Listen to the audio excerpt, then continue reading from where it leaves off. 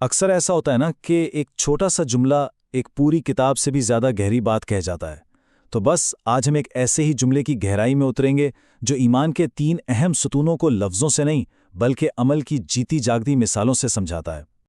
اور وہ جملہ یہ ہے، علی نے بتا دیا عبادت کسے کہتے ہیں، حسین نے بتا دیا شہادت کسے کہتے ہیں، اور اگر حسین سے اجازت کی کمی نہ ہوتی تو عباس بتا دیتے کہ قیامت کسے کہتے ہیں۔ آئیے اس کے ہر ایک حصے کو ذرا کھول کر دیکھتے ہیں اور اس کے گہرے معنی کو سمجھنے کی کوشش کرتے ہیں۔ تو چلیں شروع کرتے ہیں پہلے حصے سے، جو عبادت جیسے ایک بہت بڑے تصور کو ایک شخصیت میں سمیٹ دیتا ہے۔ یہاں جو سب سے دلچسپ لفظ ہے نا، وہ ہے بتا دیا۔ ذرا اس پر غور کریں۔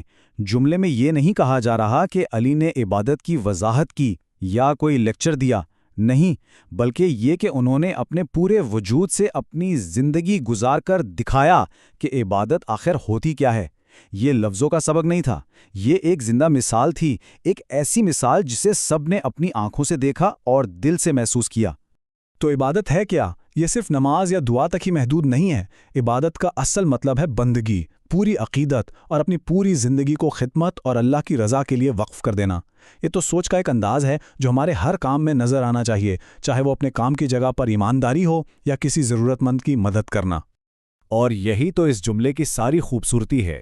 یہ ایک ایسے تصور کو لیتا ہے جسے سمجھانا مشکل ہے، یعنی عبادت، اور اسے ایک جیتی جاگتی انسانی مثال سے جوڑ دیتا ہے۔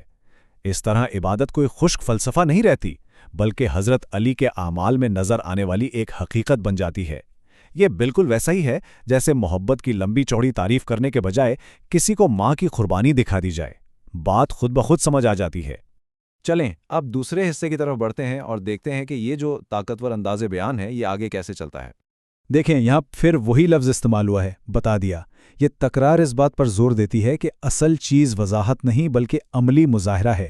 یہ صرف ایک واقعہ نہیں تھا بلکہ ایک پیغام تھا جسے عمل کے ذریعے پوری دنیا کو دکھایا گیا کہ اپنے اصولوں پر قائم رہنے کا مطلب کیا ہوتا ہے۔ شہادت کا لفظی مطلب پتہ ہے کیا ہے؟ گواہی دینا۔ تو یہ صرف جان دے دینے کا عمل نہیں ہے، بلکہ اپنے اصولوں، اپنے عقیدے اور سچائی پر ایک زندہ گواہ بننے کا نام ہے۔ اگر ہم اسے اپنی روزمرہ کی زندگی میں دیکھیں تو اس کا مطلب ہے حق بات کے لیے کھڑے ہونا، چاہے اس کی کوئی بھی قیمت چکانی پڑے۔ یہ گواہی دیکھیں کبھی زبان سے دی جاتی ہے اور کبھی سب سے اونچی آواز میں، اپنے عمل اور اپنی جان سے۔ تو یہاں بھی بالکل وہی طریقہ استعمال کیا گیا ہے، ایک گہرے روحانی تصور، یعنی شہادت کو ایک شخص کی کہانی اور ان کے موقف کے ذریعے سمجھایا گیا ہے۔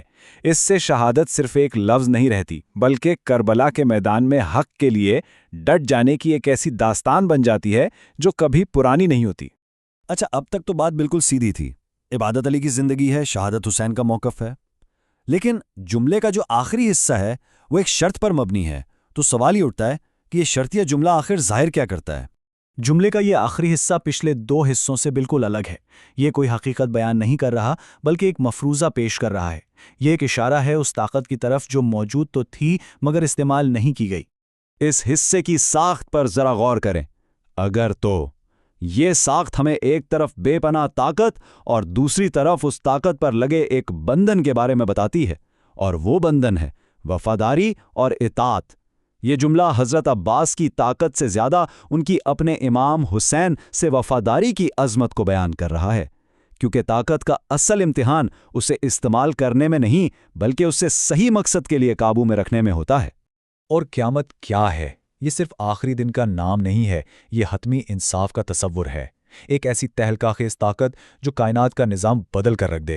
تو جب یہ جملہ کہتا ہے کہ عباس قیامت دکھا دیتے تو یہ اصل میں ان کی طاقت کا پیمانہ بتا رہا ہے، یعنی ایک ایسی طاقت جو دنیا کو تہ و بالا کر سکتی تھی۔ اب آئیے ان تینوں ٹکڑوں کو ایک ساتھ جوڑ کر دیکھتے ہیں کہ یہ جملہ مل کر کتنی شاندار اور مکمل تصویر بناتا ہے۔